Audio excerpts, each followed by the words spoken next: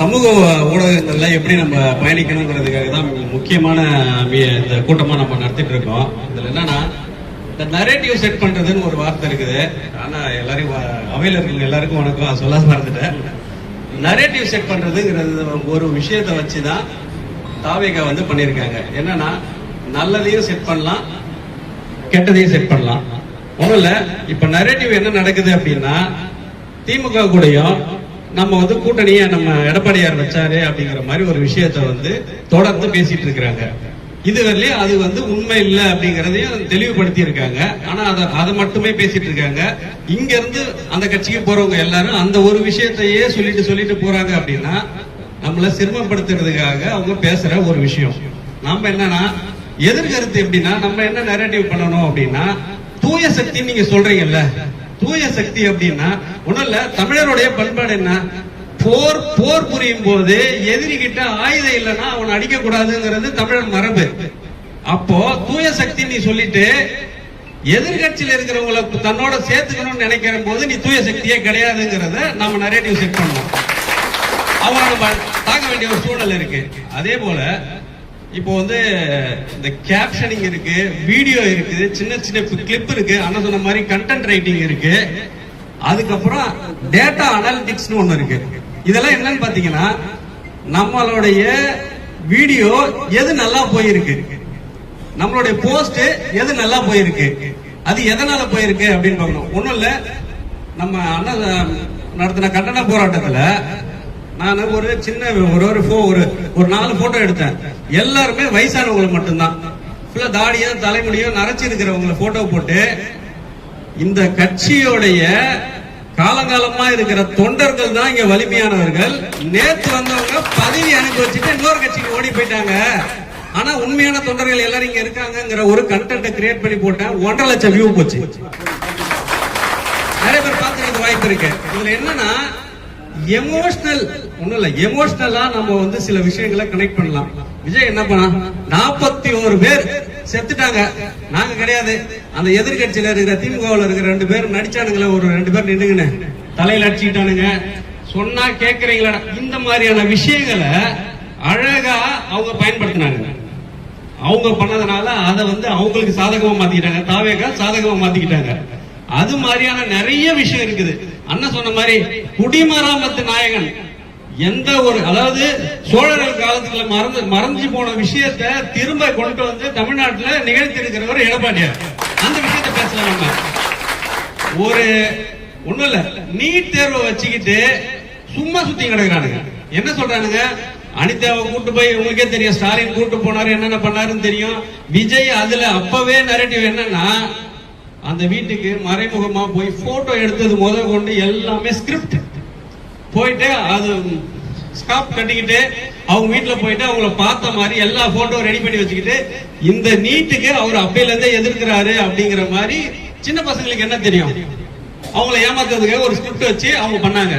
அது மாதிரி இது நீட்டை வந்து அவங்க அரசியல் பண்ணும்போது, ஆனா நீட்ல என்ன உண்மையிலே என்ன பிரச்சனை, நீட்ல மக்களுக்கு, ஏழை எளிய மக்களுக்கு அந்த அளவுக்கான கல்வி விவரம் இருக்காது, அவங்களுக்கு தேவை அப்படிங்கறத எடப்பாடியார் புரிஞ்சுக்கிட்டு எங்க ஏழை மக்கள் இருக்கிறாங்க, அரசு பள்ளியில இருக்கிறாங்க, அப்ப அவங்களுக்கு தான் கொடுக்கணும்னு சொல்லிட்டு காமராஜருக்கு அப்புறம் மக்களுக்காக உண்மையிலே கல்லூரிகளையும் நீட் தேர்வையும் ஒரு புரட்சி பண்ணவர் புரட்சி தமிழர் எடப்பாடியார் மட்டும்தான்.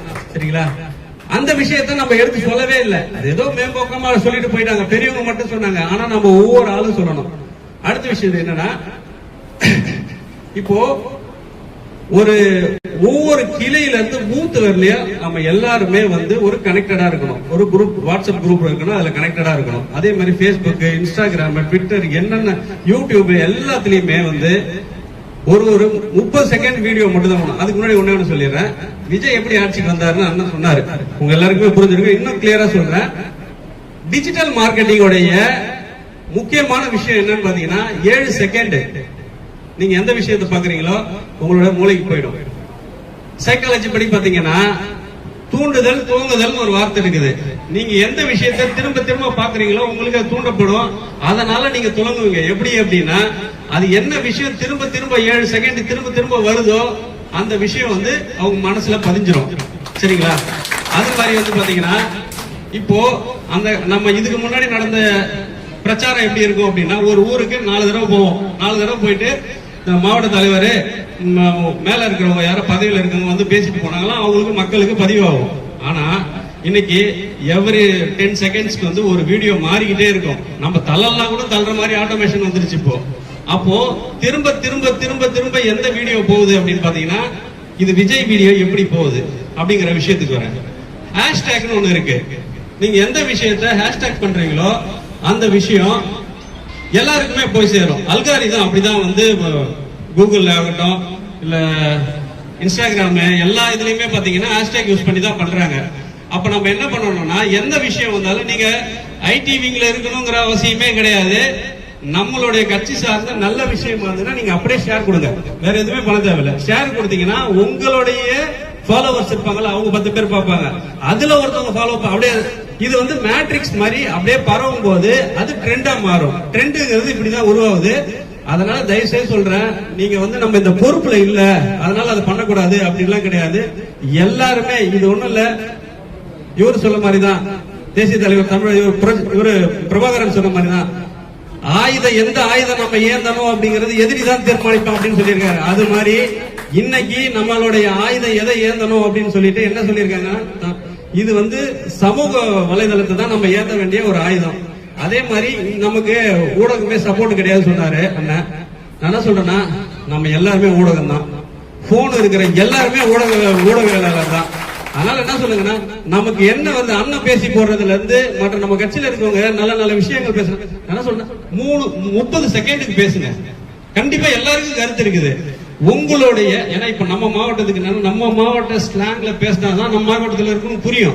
அதனால 30 செகண்ட்ல பேசுங்க, அதிகமா பேசாதீங்க. 30 செகண்ட் தான். ஏன்னா யாருக்குமே இங்க பொறுமை கிடையாது. 30 செகண்ட் மேல ஒரு வீடியோ பார்க்க மாட்டான். நம்ம ஸ்கிரிப்டா பெருசா எழுதி அனுப்பினாலும் அதையும் பார்க்கறதுக்கு யாரும் கிடையாது. 30 செகண்ட் தான். யாரையா திட்டமா, ஆனா நேர்மையா இருக்கணும். நம்மளுடைய கட்சியுடைய நல்ல விஷயங்களை நேர்மையா நீங்க வந்து ஒரு 30 செகண்ட்ல நீங்க பேசி நீங்க ஒரு வீடியோ போடுங்க. அத நம்ம கட்சியில இருக்கிறவங்க ஃபாலோ பண்றவங்க எல்லாம் அதை ஃபார்வர்ட் பண்ணுங்க.